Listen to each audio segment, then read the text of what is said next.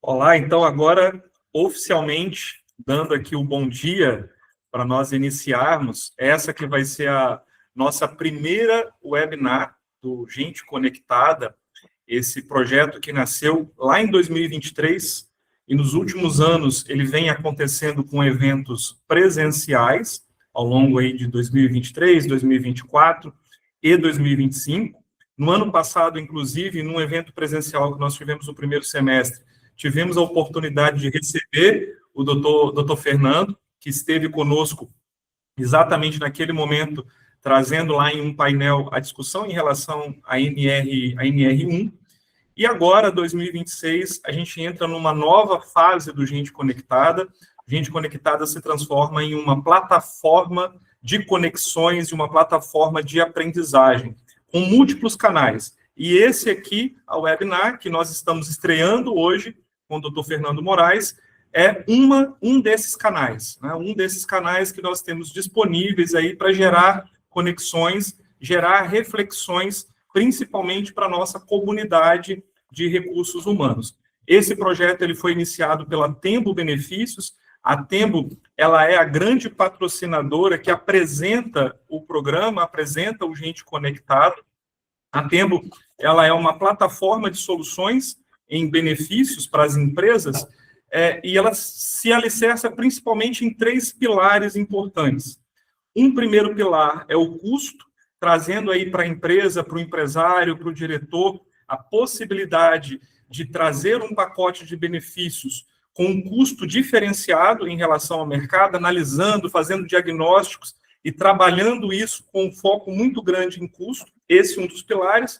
Um outro pilar muito importante para nós, que somos da comunidade de RH, que é a segurança para o RH na gestão desses benefícios, oferecendo todo um suporte, todo um apoio e fazendo, de fato, junto com o RH, uma gestão completa do pacote de benefícios da empresa.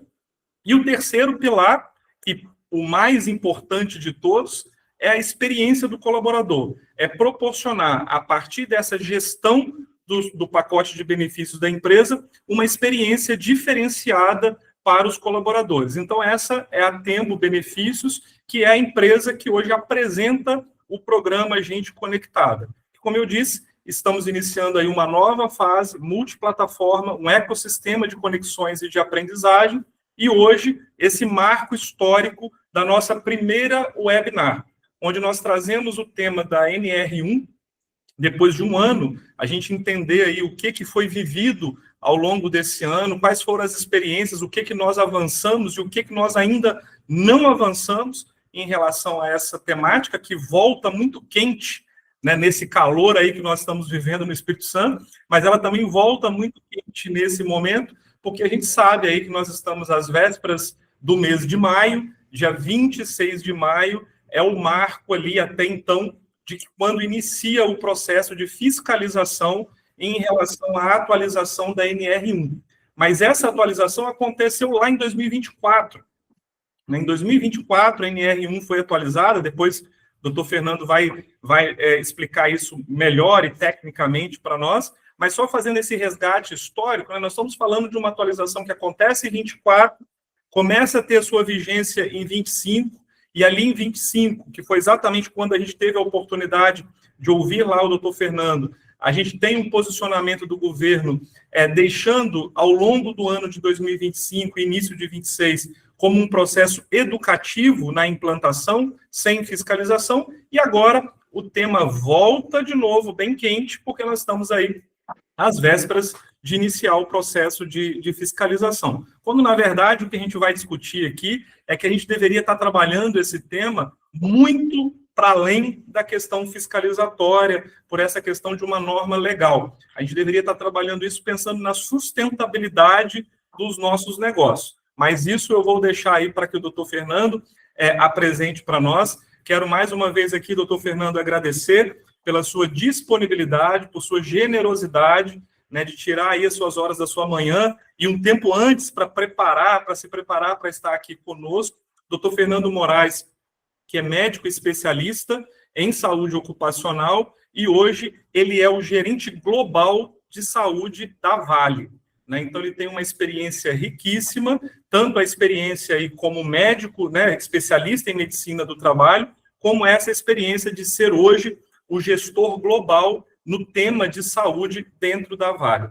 Doutor Fernando, seja muito bem-vindo. Em nome da Tembo, em nome do Gente Conectada, agradeço mais uma vez por sua disponibilidade, por estar aqui conosco. E aí, agora, a palavra está contigo. Só antes, eu queria deixar aqui para todos que estão nos acompanhando a orientação de que o nosso chat vai estar aberto durante toda a apresentação. Então, se alguém tiver alguma dúvida, quiser trazer alguma colocação, quiser fazer alguma pergunta para o doutor Fernando, pode aí, ao longo da apresentação, ir utilizando o nosso chat, que já está disponível, e nós vamos aqui, eu vou aqui acompanhar o chat e vou trazendo, ao longo da apresentação, as perguntas que, porventura, vocês trouxerem, para que o doutor Fernando possa também, de uma forma mais dinâmica, ir trazendo as respostas ao longo da apresentação. Então, vamos aproveitar esse momento, vamos aí extrair do doutor Fernando todo esse conhecimento e a prática que ele tem em relação a essa temática. A gente aguarda também a participação de todos aqui através do nosso chat. Agora sim, doutor Fernando, é contigo. Cosme, bom dia. Eu queria agradecer a Pâmela e a Gabi por todo o esforço nos bastidores ali, né, por fazer esse momento possível, e a você o convite, né? Fique à vontade de me convidar sempre. Esse assunto tem muito valor para mim, né? Quando a gente fala dos nossos esforços, né, para poder trazer de fato um bem-estar, que é a nossa principal obrigação, né? Trazer um bem-estar para os empregados que estão sob nossa responsabilidade.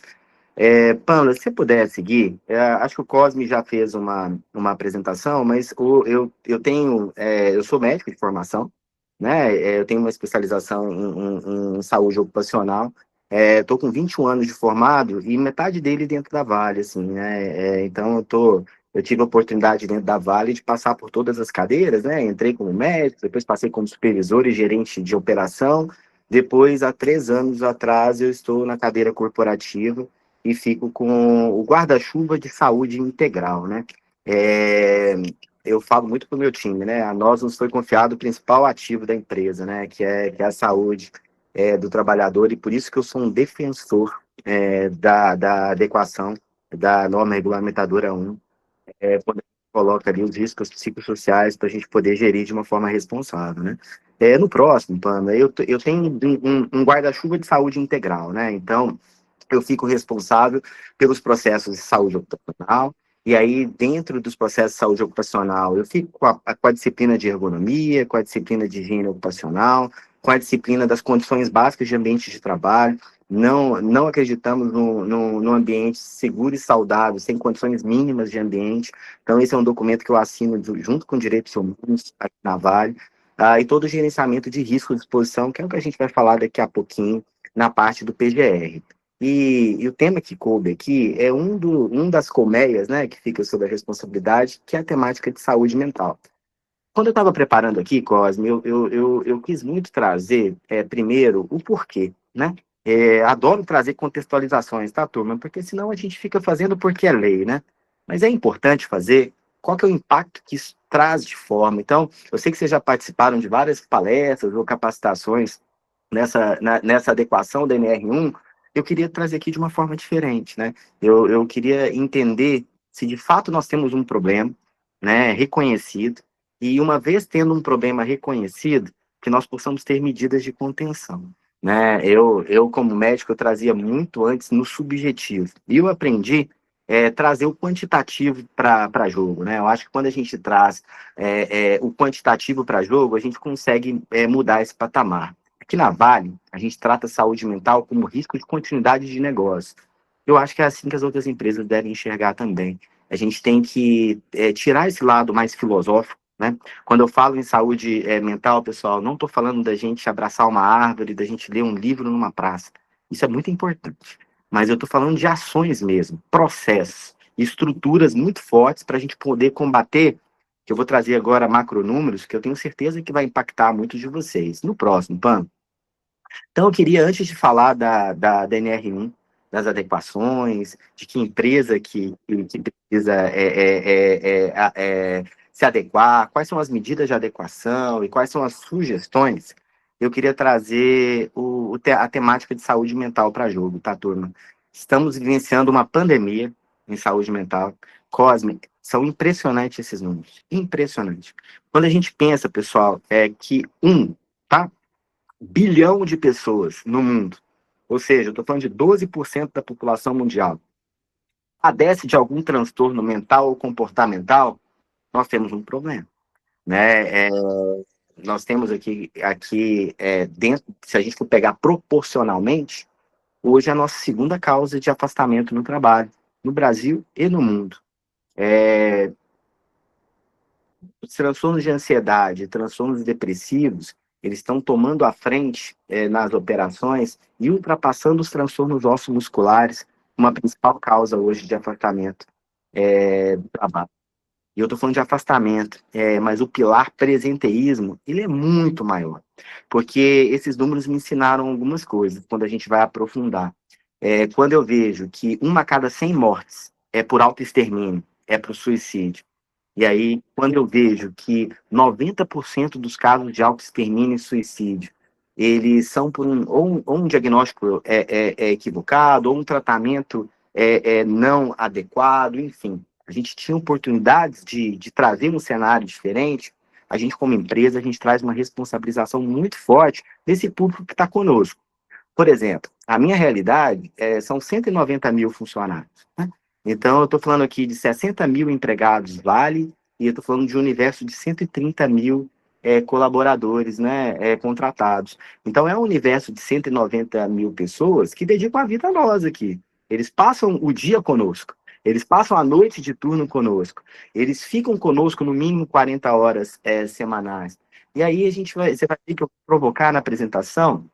E eu peço essa licença, tá, turma, para poder fazer essas reflexões e provocações, para a gente poder, de fato, pensar. Eu queria trazer reflexão aqui. Eu queria trazer se, de fato, a gente tem o melhor programa, se, de fato, a gente tem o correto gerenciamento e governança desses pontos. Não tem bala de prata, tá, turma?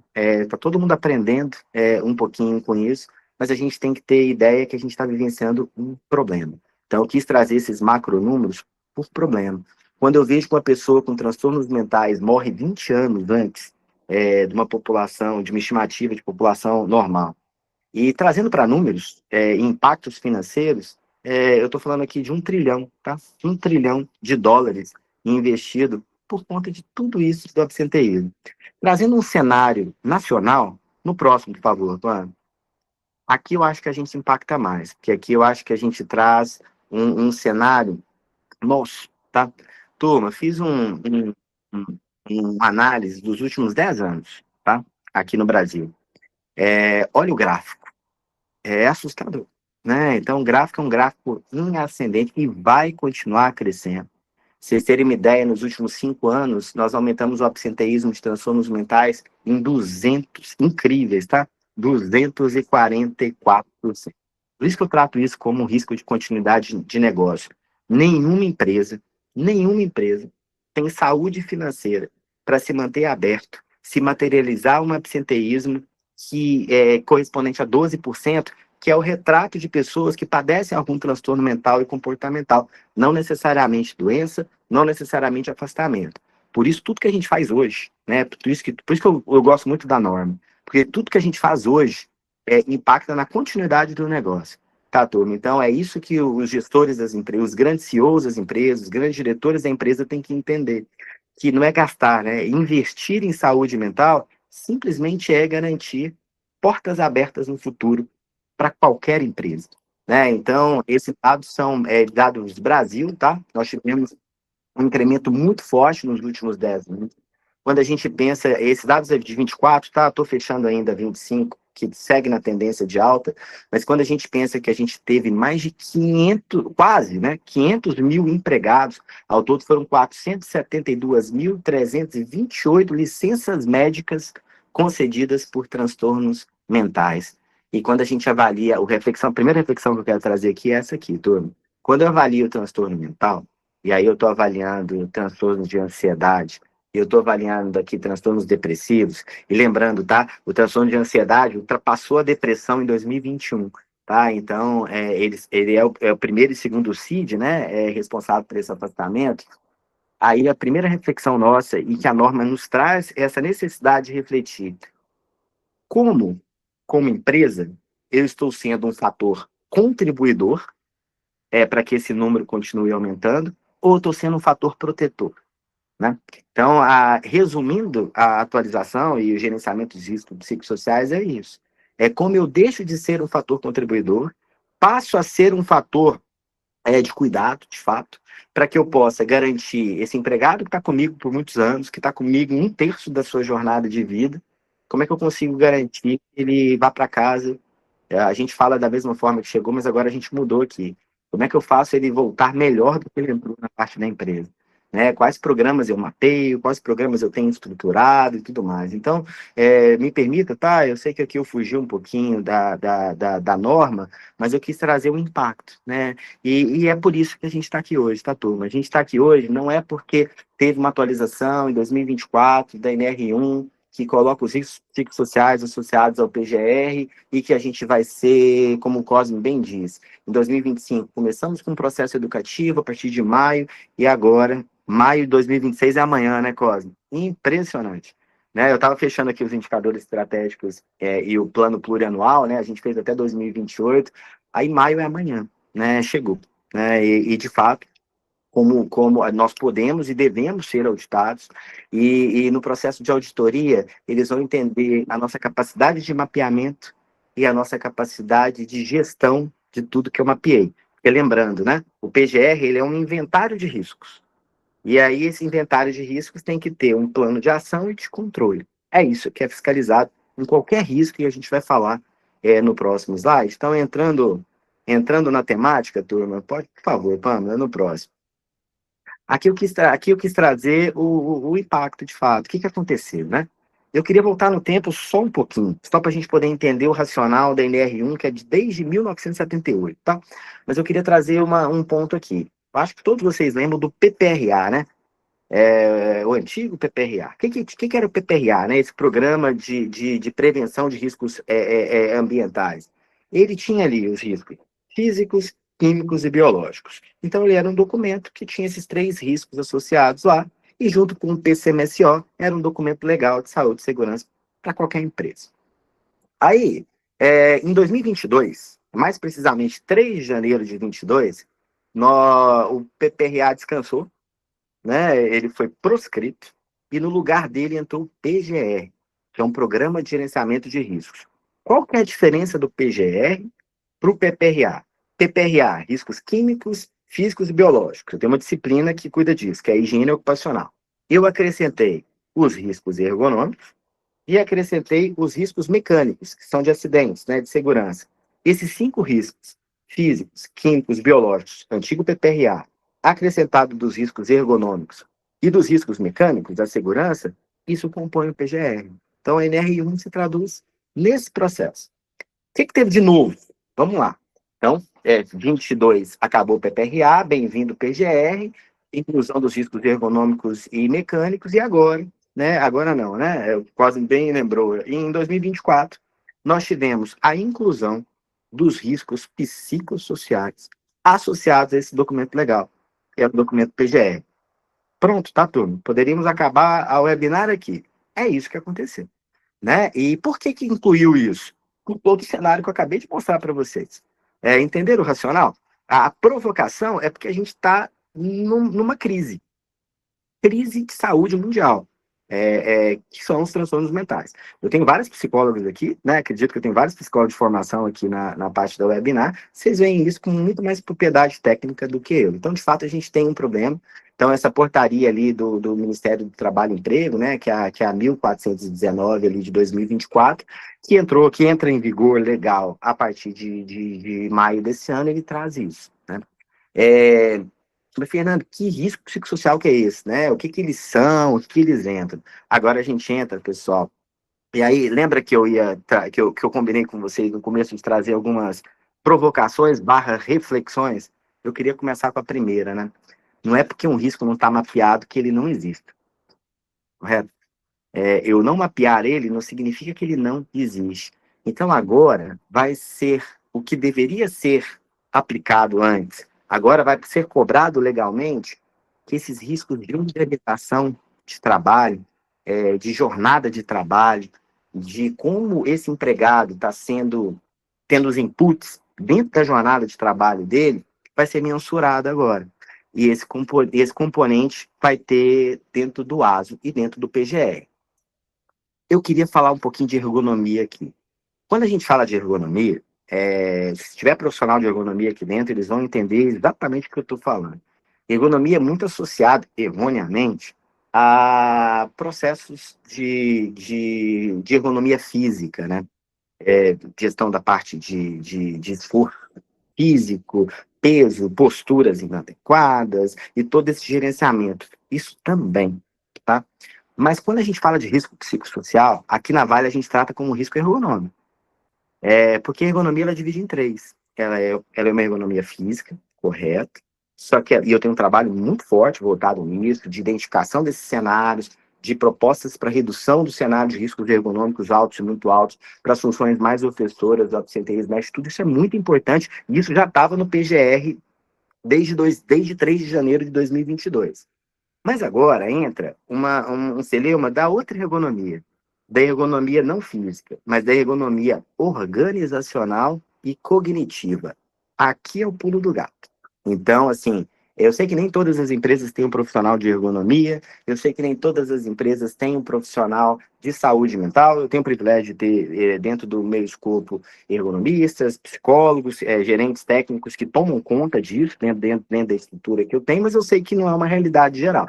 Então, a NR1, ela traz essa reflexão nesses fatores que eu coloquei ali. Então, o que são esses fatores psicossociais que eu preciso incluir? Ele é organização, gestão do ambiente de trabalho, que afeta negativamente a saúde mental e o bem-estar dos trabalhadores. Lembra que eu mostrei aqueles macronúmeros? E a gente fez a reflexão, até quando eu sou fator protetor ou até quando eu sou um fator, de fato, influenciador que essa patologia aconteça. Porque, pessoal, quando eu tenho um risco agora mapeado e legal, as empresas têm que entender que um processo vai ser diferente de caracterização de doenças ocupacionais. Vou dar um exemplo aqui. Risco físico, ruído, tá? Eu tenho uma perda, eu tenho uma atividade em que eu vejo que tem ruído acima de 85 decibéis. Bacana. O que eu faço? Esse risco vai lá para o ASO. Então, lá, quando vai estar lá, risco de ruído. O que a medicina faz? Dentro do PCMSO, ela faz as medidas de controle. Esse empregado ele vai fazer a audiometria, esse empregado vai ter fornecido um abafador, esse teste do protetor auricular vai ser avaliado no fit test durante o exame periódico, e a gente vai ter projetos para reduzir esses cenários acima do limite de exposição da parte de ruído. E ele vai estar incluso dentro de um documento legal da medicina, que é o PCA, que é o Programa de Conservação Auditiva. Entendeu? Que quando eu identifico, não basta identificar, eu tenho que ter as medidas de controle. Aqui é a mesma coisa. Então, quando eu tiver ali, né, identificar esses riscos psicossociais, eu vou ter que identificar. Só que eu tenho que avaliar o que eu identifiquei e eu tenho que controlar esses fatores no âmbito de gestão. Então, de uma forma muito resumida, aquelas ações pontuais que a gente fazia para a saúde mental, elas vão ter que ser substituídas por um processo. Né? Adoro essa disciplina, porque processo é a prova de pessoas, né? Senão a gente fica trocando e as boas práticas vão com as pessoas que sentaram na posição. Processo. Eu vou mostrar no final como é que esse processo funciona aqui na Vale, não que seja o modelo ideal, é o modelo que a gente entendeu como modelo aplicável para as nossas operações. Fico à vontade em fóruns reservados aqui da gente poder trocar mais figurinhas, trocar dados. Talvez a gente não vai ter tempo hábil de fazer aqui, então, por favor, tá, Cosme, pode passar o meu contato, eu vou ter o maior prazer em poder dialogar com colegas. Mas, na prática, é isso, tá, pessoal? Então, resumindo a NR1, a gente tem uma portaria do Ministério de Trabalho e Emprego, que é a 1419/2024, e agora passa a ser lei, né? Agora é requisito legal, que os riscos psicossociais, que é aquele que a gente mencionou, de organização, gestão em ambiente de trabalho, deverão ser identificados, avaliados e ter um controle, um gerenciamento desses riscos, e isso deve refletir em 2 documentos. Isso deve refletir no PGR, que é o Programa de Gerenciamento de Riscos. Aqui na Vale a gente vai estar como risco ergonômico, cognitivo e organizacional, e vai ter que estar refletido no ASO do empregado. Então, o mapeamento que tem isso, o ASO, quando for entregue para o empregado, vai estar lá o risco ergonômico, né, cognitivo e organizacional, como um fator de necessidade de gerenciamento e de controle. Então, finalizando aqui, sendo um pouco repetitivo, não é porque o risco não existe, não é porque ele não está mapeado que ele não existe, e a gente não consegue, tá? Lições aprendidas aqui em vários processos, eu não consigo ter gerência em nada daquilo que eu não conheço. Então, o convite para nós aqui como empresa é conhecer esses riscos. No próximo, Pan, agora eu Doutor trago... Fernando, Oi, doutor pois não, Fernando, à vontade. aproveitando aí a mudança do slide Aham. e você ter falado aí da disponibilidade do contato, eu queria só interromper um instante para dizer que a gente está com um probleminha no chat que ele não está aparecendo disponível para os participantes. Então, a gente está disponibilizando o link do grupo. Nós temos um grupo no WhatsApp, que é o grupo do ecossistema Gente Conectada. Muitos dos que estão aqui nos acompanhando já fazem parte desse grupo. Nós estamos encaminhando aqui o link que dá acesso a esse grupo, e aí as pessoas podem, a partir de agora, não só fazer parte desse grupo, onde tem várias outras conexões lá em relação ao nosso programa Gente Conectada, mas o grupo ele vai estar disponível a partir de agora para as pessoas também fazerem perguntas. Então, infelizmente, a gente teve um probleminha técnico aqui em relação ao chat da webinar, mas nós estamos recebendo as perguntas através do grupo do WhatsApp do ecossistema Gente Conectada. Desculpa aí pela interrupção, doutor Fernando, mas é só para a gente aproveitar aqui e as pessoas terem a oportunidade de fazer perguntas. Perfeito, Cosme. Por favor, tá? Me interrompa a hora que você quiser. A ideia aqui é a gente trocar ideia, né? Bater papo entre colegas aqui e chegar do outro lado. Pamela, você volta um slide, por favor? Eu queria trazer, pessoal, uma outra pergunta que fazem muito, tá? Quando veio. A quem se aplica? Né? Será que eu estou inserido nisso? Será que a minha empresa é inserida nisso? Eu preciso me adequar a isso? Quando saiu, lembra que 24 era a pergunta que a gente mais respondia quando a gente ia em congressos, né, em palestras relacionadas a isso. Bom, de acordo... Aí eu peguei um item da norma, tá? De acordo com o item 1.2 da norma, a NR1, e aí não só os riscos psicossociais, a todos aqueles outros riscos, físicos, químicos, biológicos, mecânicos e ergonômicos que estão ali inseridos, aplica a todas as organizações que possuem empregados regidos pela CLT, tá tudo. Isso inclui, coloquei uma série de listas ali, é uma lista não exaustiva, né? A gente tem muito maior, mas eu quis trazer alguns exemplos que eu acho que a gente se enquadra ali. Então, empresas privadas de todos os portes e segmentos, organizações de terceiro setor, órgãos públicos, das esferas, seja municipal, estadual e federal, empresas com atividades, seja elas urbanas ou rurais, e microempresas, né? Empresas de pequeno porte ali, MEIs com empregados, enfim.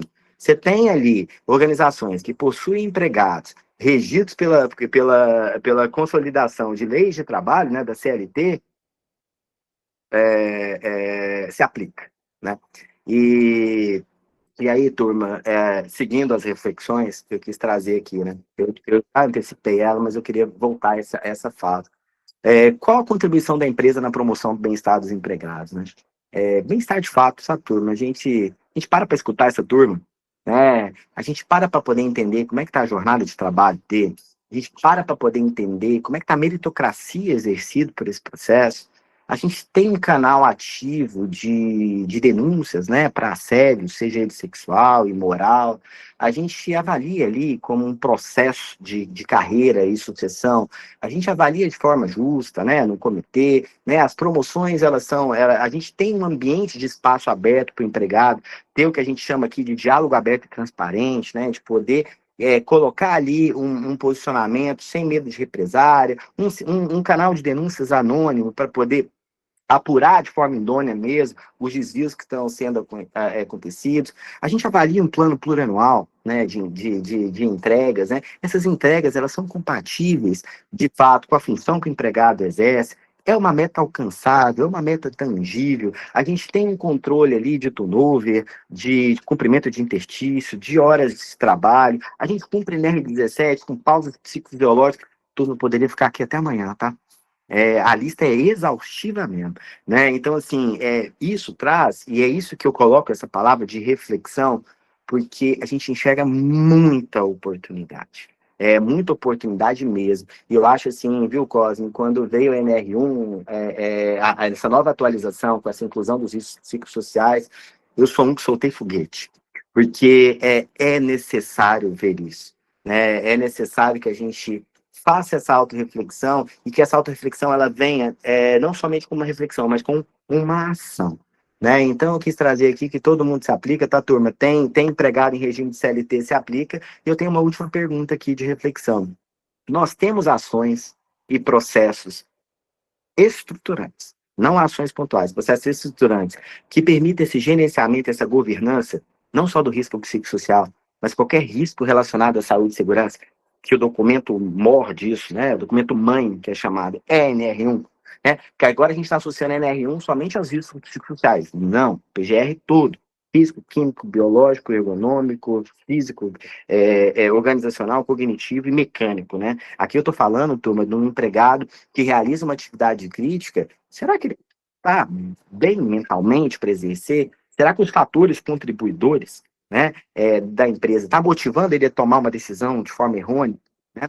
Às vezes a gente coloca muita personalização no empregado, mas o que leva ele a esse comportamento? Ah, o empregado fez tal coisa, mas quais são os inputs? Como é que a gente está valorizando essas entregas? Nós temos um comportamento-chave sendo avaliados que suprime a entrega? Essa é a nossa discussão, né? Esse é o nosso aprendizado, é isso que a gente está trabalhando no dia a dia. Próximo, por favor, Ban. Aqui eu queria dedicar mais tempo, né? Porque eu acho que aqui resume tudo que a empresa precisa fazer para se adequar à norma. Turma, não tem receita de bolo, tá? Eu vou contar o que a gente fez aqui como vale, mas eu quis pegar um top 5 aqui de atualização. Volto a falar, não tem certo, não tem errado, sabe? Tem a necessidade de reconhecer, e uma vez reconhecido, a necessidade de tratar, e uma vez tratado, a necessidade de monitoramento contínuo, PDCA, e fazer os ajustes. Dei um exemplo do físico aqui, que é ruído, mas quero trazer um outro exemplo que ajuda a materializar, que é uma realidade de indústria de mineração como a minha. Nós temos um risco de poeira. É um risco associado. E esse grupo de empregados que tá no PCMSO? Tá no PGR? Tá ali no PGR. E o que eu faço com esse empregado? Poxa, esse empregado ele entra num programa legal, que chama PPR, Programa de Proteção Respiratória. E aí ele faz 2 exames anualmente. Ele faz um raio-x, ele faz uma espirometria. Eu testo também o EPI da máscara que ele está usando com um ensaio, chama ensaio de vedação. E eu também proponho melhorias de eliminação do risco na qual ele está, que está acima do limite de exposição ocupacional vigente. Entendeu? O gerenciamento que se tem através de um dado não é só ter um dado isolado. Por que eu estou sendo repetitivo quando eu falo de ruído, quando eu falo de poeira, quando podia falar aqui na parte médica hospitalar de riscos biológicos? Porque é a mesma coisa. Então, assim, os riscos psicossociais, eles estão ali para serem identificados, correto, mas eles estão ali também para poder serem, principalmente, geridos. Então, num processo de fiscalização, que qualquer empresa pode sofrer, o auditor vai ver esses 2 pontos. O auditor vai ver se eu tive um exercício de diagnóstico, né? E uma vez tendo esses fatores assim, quais produtos e processos eu tenho na minha empresa que eu faça a governança e a gestão desses processos. Aqui eu trouxe alguns exemplos, tá? Para tornar esse processo mais macro. Então, eu queria dedicar tempo nesse slide, viu, Cosme? Porque eu acho que ele resume muito bem o que a gente precisa fazer para se adequar. Então, a primeira coisa, turma, é mapear, né? Lembrando da primeira reflexão, não é porque o risco não está mapeado que ele não existe, o risco está ali. Ou não está, eu preciso reconhecer esse risco. Então, a gente precisa identificar, e aqui eu estou falando de funções ou de setores que têm maior exposição a esses riscos psicossociais. Vou dar um exemplo. Tem funções que você tem que ter uma carga cognitiva, o esforço cognitivo é muito mais forte, prazos por entrega, elas são muito mais fortes, e tem prazos e processos que são inerentes àquela função, né? A gente fala aqui de um time que atua ali com dados sensíveis, com parte financeira, com gerenciamento de dados de risco, com gerenciamento de centrais de monitoramento. Todo isso é um esforço cognitivo muito forte, inerente à função. Então, eu identifiquei quais são os fatores protetores ali. Vou dar um exemplo de fator protetor. Esse empregado, ele para durante a jornada de trabalho? conforme a NR17 ele orienta, ele cumpre o interstício adequado? Ou ele está passando da hora porque não tem um controle? Ele tem uma meta clara do que ele faz? Ele tem um canal para poder acionar se eu tenho algum desvio, que está sendo desvio sistêmico, seja pelo sistema, seja pela própria liderança, ele tem um canal de apoio, de apuração desses processos? Esse é um ponto que a gente identifica e a gente pega esses processos. Aqui me fez lembrar da primeira coisa que a gente fez quando veio isso aqui. Turma, não criem nada novo, não. Olhem para dentro da empresa, o que vocês já têm? Foi a primeira coisa que eu fiz aqui na Vale. Quando veio isso em 2024, primeira coisa, eu peguei todos os meus processos, que era daquela colmeia que eu mostrei anteriormente, e eu entreguei para o escritório jurídico para avaliação. Falei assim, eu já cumpro? Ou onde eu não cumpro, o que eu preciso me dedicar nos próximos meses para poder... O que é a minha fortaleza, mas o que é a minha oportunidade? Que a minha fortaleza eu vou mantê-la e a minha oportunidade eu vou começar a trabalhar. Então eu tive esse diagnóstico externo que veio com um dever de casa, Fernando, ó, isso aqui tá ok, isso excede ainda do que pede a norma, mas isso aqui é uma oportunidade ainda de mapeamento e de execução. E a gente foi nas oportunidades. Por que eu estou falando isso? Vocês já têm muita coisa boa na empresa de vocês, que a gente não quantifica. Uai, Fernando, eu posso relacionar isso? Pode não, deve. Eu acho que o essencialismo é isso mesmo. É a gente não precisar, às vezes, criar nada novo, mas fortalecer alguns canais e processos que hoje já existem dentro da empresa e dar a luz aqui nesse processo pós-mapeamento inicial. Então, tudo começa, tá, turma? Tudo começa no mapeamento inicial. Como é que eu posso mapear, né? Tem várias metodologias que uso. Aqui, por exemplo, eu usei uma ferramenta. Tá? Fui no mercado, peguei uma ferramenta, usei uma ferramenta específica, depois eu posso passar para vocês qual que eu utilizei. Fui junto com o RH, uma parceria muito forte, e agora cada vez maior, e a gente foi na pesquisa de engajamento interno. Aí você soma a pesquisa de engajamento junto com essa HSE, e eu tenho os riscos psicossociais mapeados. Essa ferramenta que eu utilizei aqui, ela tem 35 perguntas. Tá? E essas perguntas, elas são destinadas naquele processo que a gente falou ali anteriormente de organização de trabalho. Então, de uma forma muito geral, ela pega ali, ela entrega para nós como é que está a organização e como é que está a gestão desse ambiente de trabalho. Então, a gente coloca ali alguns fatores opressores e essa ferramenta se tem depois, uma vez realizada, a análise, né, desses dados, para a gente poder entender as oportunidades e os planos de ação.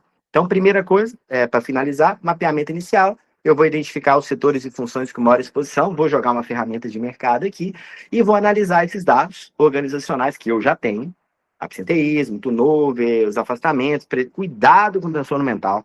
Não vejo transtorno mental só no absenteísmo, que eu queria trazer um outro dado que eu não coloquei aqui no slide, mas ele me faz refletir. 70% é estatístico, tá?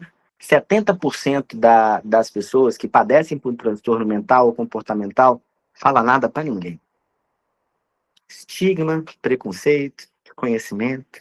Então, eu olhar só o indicador de absenteísmo, ele não é o ideal. Aqui na Vale, nós criamos um mapa de calor. Então, pega a pesquisa de engajamento, a gente criou uma ferramenta de autoavaliação de saúde mental, eu cruzo com plano de saúde, eu cruzo com absenteísmo, eu cruzo com questionários técnicos, por exemplo, SRQ20, dentro do prontuário, eu cruzo com o sistema de gestão, que é o VPS, e eu vou cruzando, e eu vou tendo um cenário não individual, mas um cenário da área de mapa de calor. Por exemplo, aqui na Vale nós estipulamos 15 áreas, né, com um mapa de calor, de acordo com essa abordagem, para a gente poder ter um tratamento, que eu vou mostrar para vocês ali, um tratamento mais focado, e não um tratamento de prateleira. Mas cuidado, tá? Então, eu só queria deixar essa primeira dica aqui, para não ter só o absenteísmo médico como transtorno mental, CIDs-Fs, são representativos, ele é importante, mas lembrando que eu vejo a pontinha do iceberg, tá? E outro ponto muito forte que tem nessas ações que vão chegar ali, turma, que é a metodologia de letramento, né? 53%, Cosme, dos meus respondentes aqui, estou falando de liderança, tá? Declararam saber nada ou muito pouco relacionado à temática. Turma, letrem, tá? As ações de letramento que vem ali, eles são fundamentais. A gente trouxe 2 tipos de letramento aqui na Vale. Nós criamos um letramento para essas áreas que são quentes, né, do mapa de calor presencial. Então, a equipe vai e letra a liderança, principalmente a liderança nessas áreas que são quentes, e as áreas que não estão quentes no mapa de calor, nós criamos um treinamento dentro da nossa plataforma de educação aqui, que a gente chama de VES. Então, dentro do VES, uma plataforma, um treinamento super lúdico, autoexplicativo, que a gente consiga ali sensibilizar dessa temática que está no dia a dia de todo mundo, mas é muito simples eu falar que eu sou hipertenso. Eu afiro a minha pressão e se estiver alta, eu sou hipertenso. Agora, falar que eu tenho um transtorno mental e comportamental não é tão simples, né? Precisa ter um olhar mais sensível e a gente capacita esses profissionais para poder ter esses profissionais líderes para ter essa capacitação. Saí da primeira fase de mapeamento. Agora eu entro na aplicação de metodologias de avaliação. Então, por favor, tá? Com o questionário que vocês utilizarem, que ele tem embasamento técnico-científico, tá, turma? É fundamental, porque num processo de inspeção, eles vão checar isso. Vão checar se é uma ferramenta de fato confiável, se os dados eles foram exaustivos ali dentro de uma ferramenta. Então, a primeira dica clara, assim, e óbvio, é usar questionários padronizados, né? E essas entrevistas, elas são tanto com grupos, né, focais, ou individuais, para coletar. E aí se escuta a percepção do trabalhador. A gente não tem resposta não, turma, a gente vai perguntar, né? E a gente tem que estar com o ouvido bem aberto ali, sensível, para poder receber esses inputs e de lá ter ações que são estruturantes. E aí, é importante, lembra que eu falei que pressão alta é simples? Aqui a gente vai entrar num processo subjetivo também. Então, a gente precisa garantir que esses indicadores subjetivos também entram, tá? Para embasar essas análises de risco. Então, eu mapeei, eu utilizei ali uma metodologia de avaliação e eu preciso integrar agora esses riscos que foram mapeados ao que pede a NR. Eu preciso agora colocar dentro do PGR, né? Então, eu vou incorporar esse risco psicossocial nesse processo de gerenciamento de riscos. Então, eu mapeei, metodologia, mapeamento, e agora eu coloco isso dentro do documento PGR. E aí eu dei o primeiro passo para poder atender a norma. Lembra que eu falei da capacitação?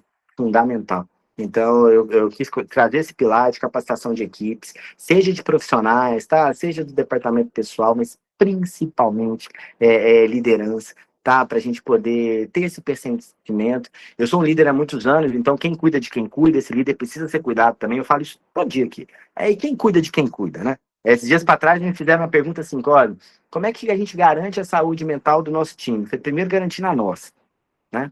É aquela lei do avião, né? Quando o avião está despressurizado ali, coloca a primeira máscara em você. Não conheço ninguém. Eu tenho 47 anos, não conheço ninguém que tenha a capacidade de ter cuidado de alguém, sendo que não consegue cuidar de si mesmo, né? Nunca vi, né? Então, eu acho que nos programas a gente tem que tomar muito cuidado com a liderança, né? A liderança tem que ter acolhimento, tem que ter letramento, tem que ensinar. E lembrando que o líder também é empregado em alguma estrutura, está também em alguma estrutura organizacional. Então, essa capacitação, ele é muito importante. E o que visa essa capacitação, turma? Sensibilização. Turma, não tem certo e errado, a gente está aprendendo, então a gente tem que estar sensível, aumentar a acurácia dessa detecção. Então, o trabalho junto ao time de frente mesmo, os trabalhadores de campo, eles são fundamentais para eles poderem entender, sabe, a importância, porque esses dias para trás, eu pego minha pesquisa de engajamento com o meu time, depois eu sento e diálogo aberto mesmo, né? Eu virei para eles esses dias e falei assim, ô turma, eu estou super bem intencionado, como é que eu faço para melhorar com vocês? Porque eu tenho minha limitação de entendimento. O que eu preciso fazer mais? O que vocês esperam que eu faça? Aí eu saí da sala, aconteceram coisas que eu jamais vou saber, e eu vou receber esses inputs e vou evoluir, né? Então, o líder ele precisa ser letrado, o líder também precisa ser orientado para tomada de decisão. A gente tem ninguém maldoso, né, querendo prejudicar. A gente tem alguém, às vezes, sem o conhecimento devido. Então, tudo que vocês me verem falando, em qualquer fórum que vocês me verem falando de qualquer tema, eu vou trazer a temática de letramento, sabe? Eu acho que depois que a gente é letrado, a gente abre os olhos para um universo, e quando a gente fala de saúde mental, eu acho que um líder, eu falo muito aqui na Vale, sabe? Um líder para pensar no futuro dele como liderança, às vezes a gente vai fazer alguns coaches, né? Eles pedem algumas orientações. Primeira coisa que eu abordo é o treinamento de saúde mental. Primeiro, eu ensino ele a cuidar dele, né, a se manter saudável mentalmente. Uma vez colocada a máscara, a gente também dá ferramentas que ele possa cuidar de pessoas, né? O líder cuida de pessoas, pessoas produzem resultado, e a gente tem um dogma aqui que é pessoas mais processos é igual resultado, mas sem cuidar dessas pessoas, não tem como. Então eu capacitei essa equipe, e Ô, agora... Fernando, Oi, pois não. nós temos chegaram duas perguntas Ótimo. no nosso grupo, e aí eu Bora. queria aproveitar para já colocar aqui a primeira, que tem a ver com esse passo anterior que você estava apresentando, que é a questão do mapeamento. O Uhum. Luiz, você até citou em algum momento lá que depois você poderia falar sobre a ferramenta utilizada, mas ele pergunta, né, gostaria de saber o nome da ferramenta utilizada para mapeamento dos riscos psicossociais. Ó, posso falar o nome de uma ferramenta aqui que a gente utilizou? Nós, Pode, sem problema. nós utilizamos aqui na Vale a HSE-IT, uma ferramenta que eu escolhi desse processo. Essa ferramenta, ela tem 35 perguntas que são direcionadas. E aí, é muito simples, tá? É uma ferramenta direta. Então, por exemplo, vai virar para o empregado. Empregado, eu sei claramente o que é esperado de mim no trabalho. Eu posso decidir quando fazer uma pausa. No trabalho, diferentes grupos exigem de mim coisas difíceis de conciliar. Eu sei como fazer para executar o meu trabalho. Eu estou sujeito a assédio pessoal na forma de palavras ou comportamentos rudes. Eu tenho prazos impossíveis de serem cumpridos. Se o trabalho fica difícil, meus colegas me ajudam. Eu recebo retorno sobre os trabalhos que eu realizo. Eu tenho que trabalhar muito intensamente. Eu posso decidir sobre o meu ritmo de trabalho. Eu estou ciente quais são os meus deveres e responsabilidades. Eu preciso deixar de lado algumas tarefas porque eu tenho coisas demais para fazer. Eu conheço as metas e objetivos do meu departamento.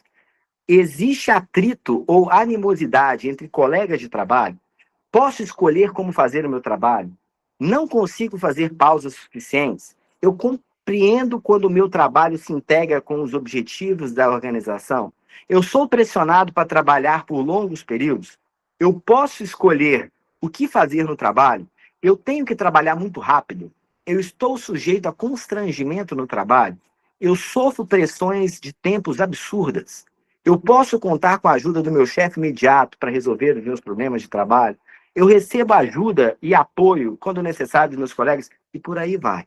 É um questionário exaustivo de 35 perguntas. Eu falo, pessoal, porque quando a gente escuta o time, a gente tem que fazer uma análise. Lembrando que essa é uma ferramenta de triagem, e que lembra que eu coloquei aqui para vocês, está lá no primeiro, analisar esses dados. Eu vou cruzar esse dado da pesquisa com dados que eu já tenho. O que eu fiz aqui na Vale? Eu expliquei para vocês que eu tinha um mapa de calor. Bem, eu tenho esse mapa de calor que eu cruzo. Então, eu vou cruzando esses processos, essa percepção, que é uma ferramenta de escuta do empregado, 35 questões, que eu vou cruzá-las com outros dados que eu tenho. E vamos lá. Pra vocês entenderem, eu li 18 perguntas aqui, não quis ser exaustivo em 35, mas a HSE-IT, tá? É a ferramenta que a gente utilizou aqui, junto com a pesquisa de engajamento, que aqui chamava EcoSpulse, e agora chama pesquisa de engajamento, que é uma pesquisa do RH super rica, tá? Rica demais. Eu sou gestor na Vale há muitos anos, e eu acho que essa ferramenta ela trouxe uma responsabilidade do gestor em avaliar não somente as entregas. O Cosme entregou, maravilha. Mas o Cosme entregando qual tipo de comportamento? Né? Quais foram os comportamentos-chave que é esperado para a entrega do Cosme? O Cosme entregou utilizando os comportamentos, mas eu, como líder do Cosme, quais foram os inputs que eu dei? Né? Quais foram as metas que eu tracei para o Cosme? O que foi esperado de mim para suporte organizacional? E aí, turma, quando a gente tiver esses dados, o que vão vir de questionamento para nós? Vai vir um questionamento seguinte: e que medidas que eu tenho dentro da minha empresa instalado para poder ver isso? Por exemplo, aqui nós falamos de assédio. Eu tenho um canal de denúncia efetivo. Aqui eu falei de horas trabalhadas. Eu tenho um gerenciamento de horas extras. Eu tenho um controle de interstício bem estabelecido. Eu dou essa visão para a organização. Porque aqui, por exemplo, um gestor não tem a permissibilidade de se fazer isso. Se ele fizer, vai ter um indicador estratégico que vai nortear e ele vai ser chamado para uma explicação. Porque o empregado, ele já trabalha numa função de risco 4 crítica. Se eu submeto ele a um tempo maior de trabalho, descumprindo o interstício, além de descumprir a legislação, que é NR17, olha quando esse empregado eu vou evoluir ele é um processo de fadiga, e quanto esse processo de fadiga, lembra que aquela colmeia, fadiga também está comigo? E quanto esse processo de fadiga ali, ele é a nossa responsabilidade como empresa. Eu estou garantindo a pausa do empregado. Turma, pausa é lei, e a turma não faz. Pausa é lei, é NR17. Às vezes a gente vai ter esses enfrentamentos, eu assim, não, bem, mas só te explicar, é lei, tá? Não é eu faço, deixo de fazer. É lei, é cumpre, assim. Eu não tenho flexibilidade em lei. Tem que cumprir. Então as pausas, elas são obrigatórias. Você viu ali que a gente fala muito de jornada de trabalho? Lembra que eu falei que a gente vai tratar esse risco? É um risco ergonômico, organizacional e cognitivo. Aqui eu estou avaliando, gente, de uma forma geral, carga de trabalho. Aqui eu estou avaliando, tem no nosso questionário também, meritocracia. A gente faz uma pergunta para o empregado. Cara, você sente que as promoções aqui dentro da empresa, que você está sendo valorizado nesse processo? Aí qual que é a medida que a gente tem aqui de controle? Nós temos um comitê de carreira e sucessão. Então, o RH está junto com o gestor, junto com os pares desse gestor, a gente avalia empregado por empregado, nas entregas, na parte da demanda. Então, quando chegar a fiscalização, a gente mostra que tem um comitê, mostra a eficácia desse comitê e mostra que essas ações elas são meritocráticas, bem ou para o mal, dentro de um colegiado. Então, isso que eu quis falar para vocês. Quando a gente identificar o risco identificado é risco tratado. Né? Eu tenho que ter essas medidas de controle. Por isso que depois dessa capacitação dos times, a gente tem esse monitoramento contínuo, onde a gente coleta esses feedbacks, tá? Recorrentes dessas medidas ajustadas. E, turma, PDCA, né? É o que eu falo mais pro meu time. PDCA é um processo sempre de melhoria contínua. Quando eu escuto do meu time que a gente chegou num lugar ideal, nossa, isso me dói, porque eu vejo empregado ainda tá adoecendo. Né? Eu fico, cara, a gente está longe, a gente está no caminho certo? Concordo.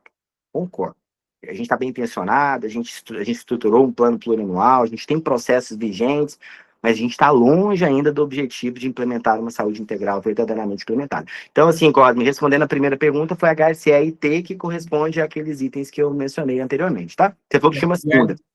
E é interessante, né, doutor Fernando? Acho que eu pensei que dois pontos, né, enquanto você respondia aí essa questão. Um primeiro é resgatar um ponto que você mesmo apresentou anteriormente, a importância e, na verdade, a necessidade de utilizar uma ferramenta validada, né? Não dá para a empresa achar que ela vai criar ali um questionário por conta própria, porque isso vai cair por terra no momento de uma fiscalização. Então, é preciso utilizar ou esta ou outras ferramentas que existem, ferramentas que estão validadas em relação a essa questão aí da NR1, cientificamente validadas. E um outro aspecto que eu fiquei pensando enquanto você lia as questões desta ferramenta é o quanto que, para nós aqui do RH e da área de medicina e segurança, as próprias questões ali da ferramenta já vão dando dicas para a gente do que precisa ser feito. Exato. O que nós temos que fazer, na verdade, como fator de mitigação desses riscos, né? É isso. É um presente, sabe? Quando a gente tem esse... Por isso que eu tô te falando, turma, vai dar muito trabalho, tá? Organizar a casa.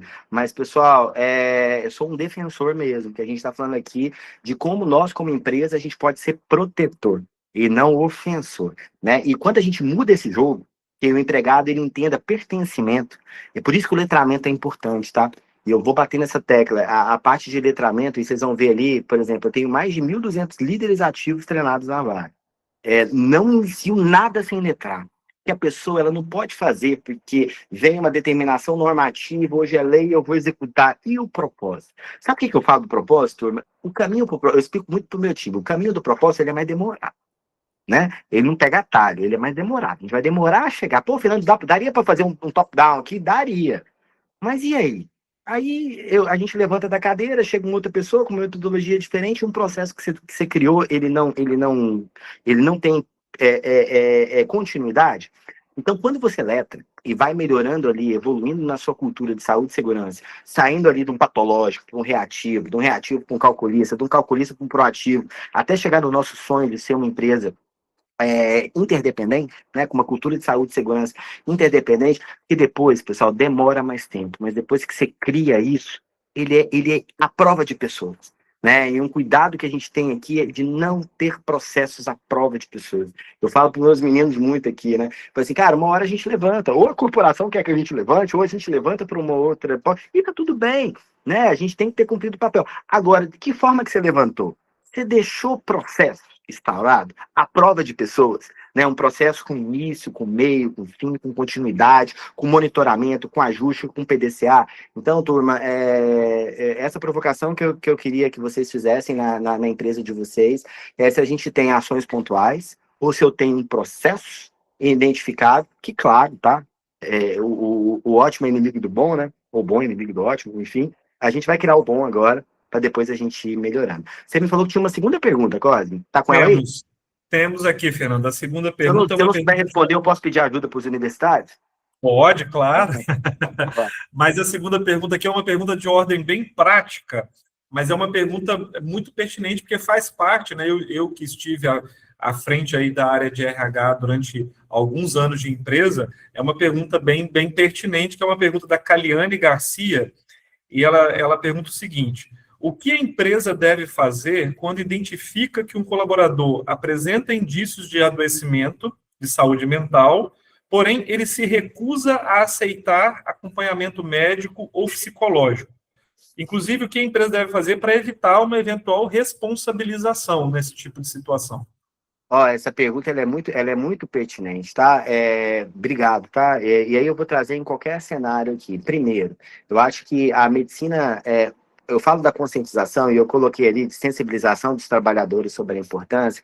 Às vezes essa recusa, ela vem por não acreditar no sistema.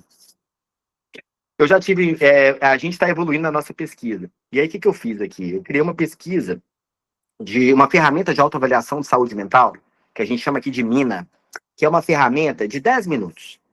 E aí, ela é anônima. Nem eu fico sabendo os resultados dela. Só, turma, eu queria passar nesse cenário doente que nós temos. Lembra que eu coloquei ali para vocês inicialmente, uma a cada 100 mortes é por autoextermínio? Cosme, eu tenho centenas de relatos de autoextermínio na ferramenta. Nesse universo de 190 mil. Porque a minha empresa é só uma representatividade da sociedade. Tá ali. E aí a gente trouxe um anonimato para o atendimento. Então, a gente tem um canal externo que faz um contato ativo com esse empregado que sensibilizou lá. E esse empregado ele vai ter esse cuidado. E aí esse cuidado é retroalimentado na saúde ocupacional. Então, respondendo, eu acho que de uma forma geral, a gente precisa conscientizar essas pessoas.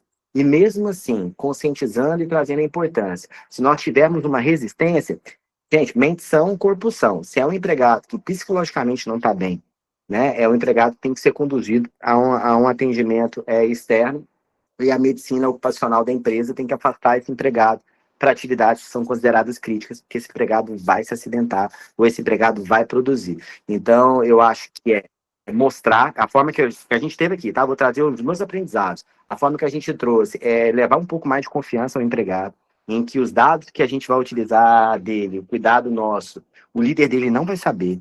Existe um cuidado de saúde com lei de proteção de dados, né? E diagnósticos médicos. Sou muito chato nisso, tá? Sou muito chato. Restringiu de uma atividade crítica. Por quê? Eu falei, você nem perde tempo, você nunca vai saber. Né? Porque existe uma relação que vai além das empresas. É uma relação que os conselhos, né?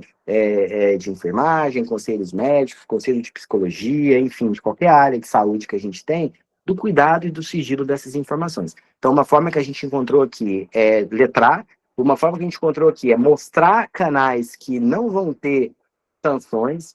Turma, o empregado que nega saúde mental na parte da empresa é um recado para a empresa, tá? Eu pegaria esse recado para a empresa. O empregado falando o seguinte: eu não confio nos canais que tem na parte da empresa, porque eu tenho medo de expor uma fragilidade e essa fragilidade ser passada pela minha liderança e eu ter uma gestão de consequência nesse processo. Não estou falando que a empresa é assim, não. Estou falando que é o sentimento. E esse sentimento a gente tem que desconstruir. Né? Então a resposta é essa, tá, Cosme? Água mole, pedra dura, tanto bate até que fura. Levar a transparência dos canais de apoio e de acolhimento e letrar e conscientizar. Eu não conheço outro caminho que não seja esse, tá? Traz aí a temática muito forte que a gente tem trabalhado na área de gestão de pessoas e que se associa muito a esse campo, a essa temática, que é a questão da segurança psicológica, né, Fernando? Total. E, turma, é assim, por exemplo, quando eu lancei a ferramenta de autoavaliação, eu não tive nada de resposta. Botei a mão na cabeça e jeito, o que está acontecendo? Aí, ninguém está querendo responder. Ninguém está querendo responder. Por quê? A minha tática era o seguinte: fiz uma meta, aí o líder falava assim: olha, tem que responder nesse processo. E não, vamos mudar a rota. Porque desse jeito, cara, ele não vai responder mesmo. Ou se ele responder, ele não vai responder o que é verdade, né? Que eu quero que a resposta seja genuína. Então nós mudamos. Então vamos mudar a tática? Vamos levar como cuidado de saúde por profissionais da área, trazer temática, vamos trazer fóruns mais reservados, vamos ter um mapa de calor com cruzamento de outros dados para a gente poder entender esse processo. Quando a gente se mudou, a gente teve. E aí eu vou mostrar para vocês no último slide, que a gente tem vários respondentes à nossa ferramenta e a gente tem uma aceitação melhor. Longe de ser o ideal, mas eu entendo que a gente está caminho para. Então, para a colega que perguntou, eu acho que é mostrar, letrar e mostrar a transparência de sigilo que a empresa vai ter nas informações que serão coletadas e no atendimento. E por último, só queria trazer, Cláudio, que a gente, para finalizar e entrar num case, gente, resumindo, tá? Mapeia, tem uma ferramenta técnica, faça um mapeamento inicial, analise esses dados do mapeamento, capacita e letra as pessoas, tirem ações estruturadas, monitora contínuo esses processos, e a gente está atendendo a NR1. Então, eu quis trazer essa frase no final, e eu já trago um case aqui, que agora, pessoal, eu até falei isso no Cosme, falou assim, Fernando, faz um vídeo para poder trazer as pessoas para cá. Eu até coloquei isso, Cosme, porque é o que eu mais acredito. As empresas elas vão deixar de ter agora ações pontuais em saúde mental para ter um processo. Então, esse processo precisa ter um programa estruturado, fazer ações de prevenção e de promoção, oferecer qualidade de acesso, cuidar dos casos que foram gerados ali como agravados e promover aí o que você falou, Cosmo, um ambiente de trabalho saudável, seguro e psicologicamente adequado. Só para finalizar, pode colocar no próximo, Pâmela, aqui. Turma, isso não é uma receita de bolo que eu estou mostrando aqui para vocês, é só a forma que a gente está fazendo, tá?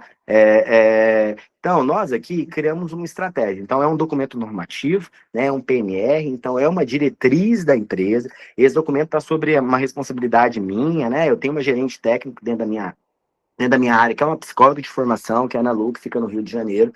E nós desenhamos 4 pilares estratégicos aqui para o nosso programa.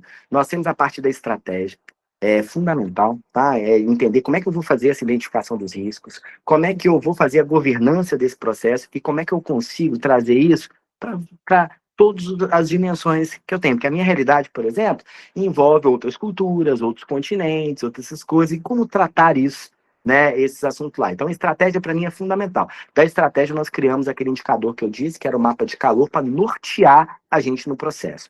Letramento está aqui, lembra que eu falei para vocês? O letramento vai estar presente sempre, tá? Lembrando, 53% não sei como é que é a realidade de vocês, 53% dos meus respondentes declararam saber nada ou muito pouco relacionado à temática. Bora letrar, gente. E quando você letra, turma, você forma um exército, tá? É muito bacana que a gente tem feedback da turma, que eu acho que é a melhor forma da gente entender se a gente está no caminho certo e recalcular a rota. É muito bacana, tá? Escutar de um líder e virar e falar assim, nossa, eu não tinha a mínima noção. E hoje eu cuido melhor do meu time. Hoje eu tenho o meu time mais na mão. Hoje o meu time confia mais em mim. Eu me reconheci como doente, procurei ajuda, enfim.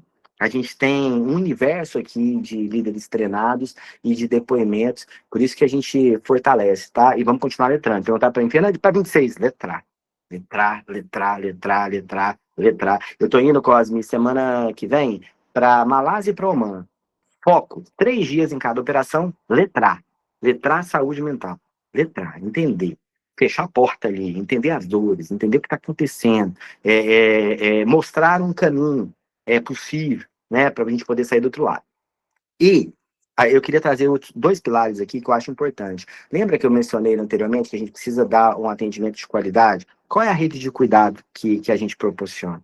Então, assim, quais são os planos de saúde que a gente oferece? Qual que é a rede de apoio que a gente encaminha? Qual que é o papel da saúde ocupacional, de acolhimento, serviço social, né, psicólogos, enfim. Qual que é a rede aqui? Eu vou mostrar para vocês, a gente tem um canal exaustivo aqui de robusto. Entendo que não é a realidade de todos, mas, turma, dá para fazer o que precisa ser feito com muito menos recursos que a gente disponibiliza. E última intervenção.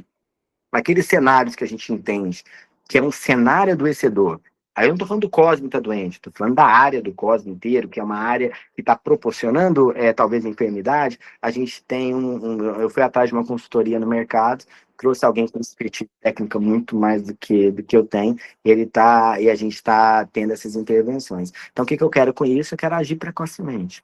Né? Eu quero parar de só ver o empregado quando ele apresenta um atestado CDF dentro do consultório. Eu quero poder influenciar, porque nisso aqui, eu acredito que a gente consiga chegar aí nessa pandemia de saúde mental de uma forma mais preparada. E aí a gente fortalece a cultura, sabe? A cultura do cuidado. Aí, turma, é uma cadeia de coisas boas, tá? A gente começa a reduzir acidente, a gente começa a ter pessoas querendo trabalhar na nossa empresa. Eu escrevi, mas acabei não trazendo na fala, a imagem reputacional da nossa empresa é essa ali, né? Como cuido. A gente não está na empresa por conta do salário, né, turma? Eu acho que já passou dessa fase, né? A gente está na empresa por conta do propósito, por conta de como nos tratam. Porque se está pelo salário, a primeira oportunidade a gente vai para outra, né? A gente só tem funcionários perenes da parte da empresa se eles entendem pertencimento, né? E lembrando, tá? Uma coisa que eu falo para o meu time, não todos os dias, mas semanalmente.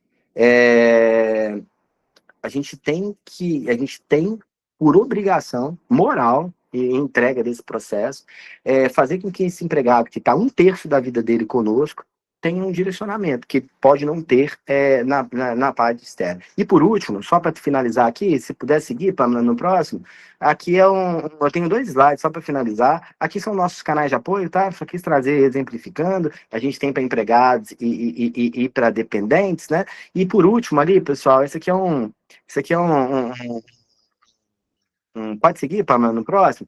Aqui é uma conquistas até o momento, sabe? Eu acho que naquele PNR que eu coloquei, a gente tem hoje mais de 90%, finalizamos 94% de adesão. Eu queria trazer 3 coisas aqui. Eu queria trazer que mais de 1.260 líderes capacitados, esse é um bacana, e aí o feedback dos líderes eu coloquei alguns dizeres, mas escutar presencialmente é muito melhor. E quando eu vejo ali, ó, acolhimentos de ideação suicida, 1.190, né, empregados que foram capacitados, né, 25.700, ele é um universo grande assim. Então, turma, resumindo aqui, tá, Cosme, aí eu fico aberto para perguntas finais. Nós temos aqui na mão, turma, um presente, tá, de poder fazer as coisas de forma adequada. Tá dando trabalho para todo mundo, eu sei.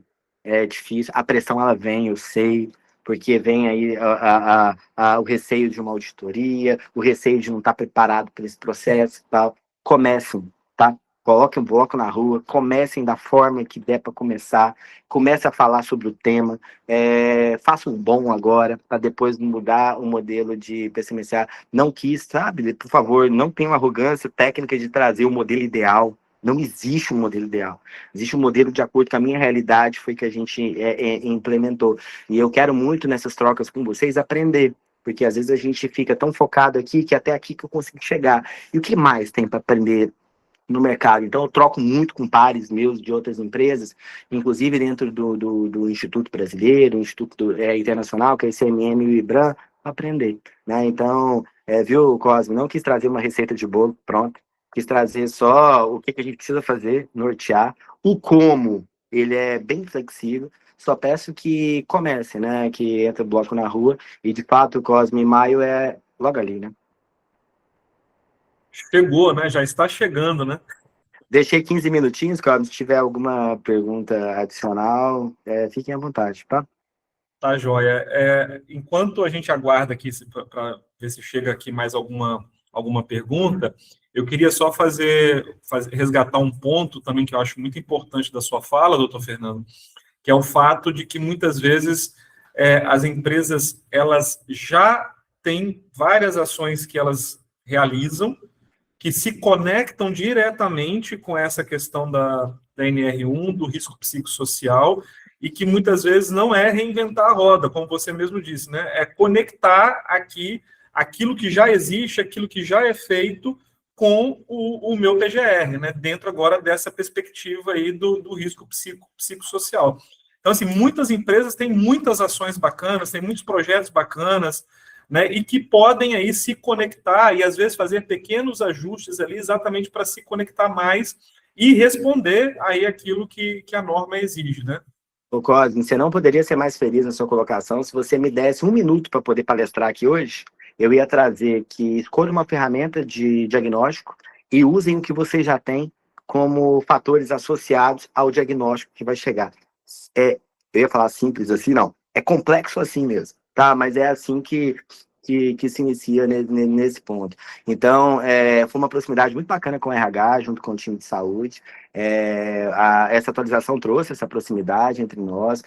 A gente está utilizando muito uma pesquisa, tá, de engajamento, que tem um RH aqui como lições, né, de aprendizado. E já tinha, você entendeu, Cláudio? Para que eu vou rodar? Eu já tenho uma pesquisa pronta. Para que eu vou trazer algo do mercado?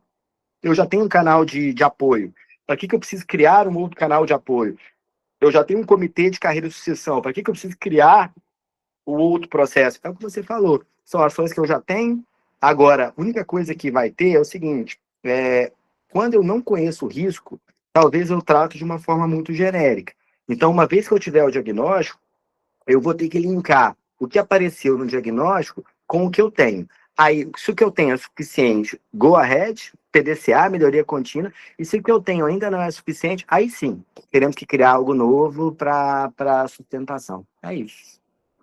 E um outro ponto também, doutor Fernando, que eu queria trazer, que assim, né, eu comecei aqui, né, no início, na apresentação, falando do quanto esse assunto ficou quente lá no início de 2025, que foi quando, inclusive, a gente teve a oportunidade aí de ouvi-lo, né, num evento presencial, e depois, quando, né, o governo ali sinaliza, né, o prazo, né, de 1 ano para começar a fiscalização, a gente percebeu na prática um certo esfriamento da temática e que agora, no finalzinho de 2025, início de 2026, ela volta a esquentar novamente, porque, como a gente diz, a data marcada chegou, né? Maio está aí. Mas eu também tenho uma visão otimista, e aí eu queria te ouvir em relação a isso, de que mesmo com esse movimento ali de aquecimento e resfriamento ali depois, quando a fiscalização foi prorrogada, eu percebi que durante o ano de 2025, as discussões relacionadas à saúde mental, elas ganharam um espaço maior dentro das organizações. Então, eu queria te ouvir, se você acha que a gente começou, de fato, a ampliar uma cultura de segurança envolvendo a questão de saúde mental, de fato, dentro das organizações? Ô, Cosme, excelente ponto. Eu volto a falar que da forma que a gente trabalha aqui de saúde mental, eu tento não romantizar a saúde mental. Às vezes, a gente traz uma filosofia por trás do processo. Eu adoro as campanhas, tá? As campanhas são minha responsabilidade. A gente trabalha em Janeiro Branco, a gente trabalha em Setembro Amarelo, a gente trabalha um olhar mais lúdico da parte do processo e tal. Mas não me interpretem mal quando eu falo isso. Mas a gente precisa ser muito claro com as organizações que não ter hoje um programa estruturado de saúde mental, eu estou com risco de continuidade do meu negócio, seja ele pequeno, seja ele médio, seja ele grande. É risco de continuidade. E por que é risco de continuidade? 1 bilhão de pessoas padecem por transtornos mentais. Guardem esse número, 12% da população mundial. A empresa de vocês, por exemplo, o meu absenteísmo é de 2,51, geral. Desse 2,51, 0,60 é transtornos mentais. 0,60. Imagina se eu trabalhasse com 12% de absenteísmo em saúde mental. Não existe empresa com saúde financeira de se manter aberta. Então, o que eu acho que melhorou aqui, Cosme, a nossa fala é o seguinte, porque quando trouxe para o PGR, vai ser refletido no ASO, e a gente sabe que isso vai ser mensurado, abrir um canal de escuta que talvez a gente não tinha anteriormente, é para poder botar isso na mesa mesmo. E, turma, aproveitem, surfam a onda desse processo, porque tudo que a gente precisa evaluar, vamos ter um canal de escuta melhor, né? Mas eu volto a falar, eu acho que como a gente traz a informação, ela é muito importante. Aqui dentro da minha instituição, eu trouxe essa informação como risco de continuidade de negócio, porque não é um processo barato de se fazer. Não estou falando para gastar em dinheiro, não, tá, turma? O bom inimigo do ótimo é fazer mesmo, tá? Faz, coloca nesse processo. Porém, com a capilaridade de que eu tenho aqui, eu precisei, principalmente para esses planos de intervenção, de ter um orçamento mais robusto, sabe? Então, para levantar esse orçamento, a gente tem que trazer o cenário crítico para a mesa, sabe, Cosa? Então, eu acho, tá? Eu acho que 2024 acendeu, 2025 veio, e aquele gráfico que eu mostrei para vocês no começo, turma, nos últimos 10 anos, aumentou demais. No 2021 para cima, o gráfico é assim. Ano que vem vai estar mais alto. O outro ano vai estar mais alto. E hoje é a segunda causa de afastamento no Brasil. E até 2030, que é logo ali também, né, Cosme? 2030 é logo ali, será a primeira causa de afastamento relacionada ao trabalho. Ou seja, para a gente não perder o jogo, temos que estruturar, de fato, um programa com risco de continuidade de negócio. Foi a forma que a gente tem trazido, por isso que eu falo, às vezes a gente se assusta com uma norma regulamentadora, mas ela, no final, acaba sendo um presente para ações, né?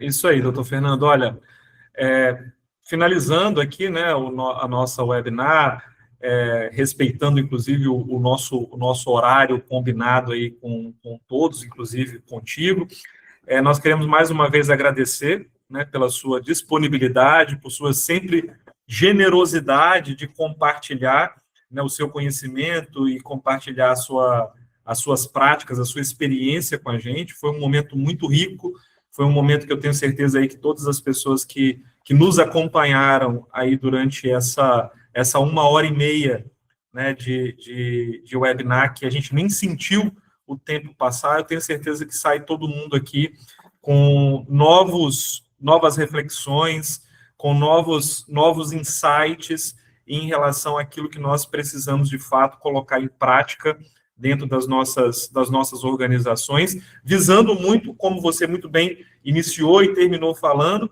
sustentabilidade, continuidade de negócio, muito para além de uma norma regulamentadora, falarmos aqui sobre a necessidade desse cuidado com a saúde mental das pessoas como um fator de sustentabilidade dos nossos negócios, não no futuro, mas agora e já nos próximos anos. Então, mais uma vez, muito, muito obrigado pela sua participação aqui conosco. Agradecer a todos que estiveram aí acompanhando essa nossa primeira webinar do Gente Conectada, né? Dizer que no mês de abril nós teremos a nossa segunda webinar, ela vai acontecer a cada 2 meses, então em breve vocês vão ver aí nas nossas redes sociais da Tembo, no nosso grupo lá no WhatsApp, as notícias aí, as novidades em relação à nossa segunda webinar, que acontecerá no mês de abril.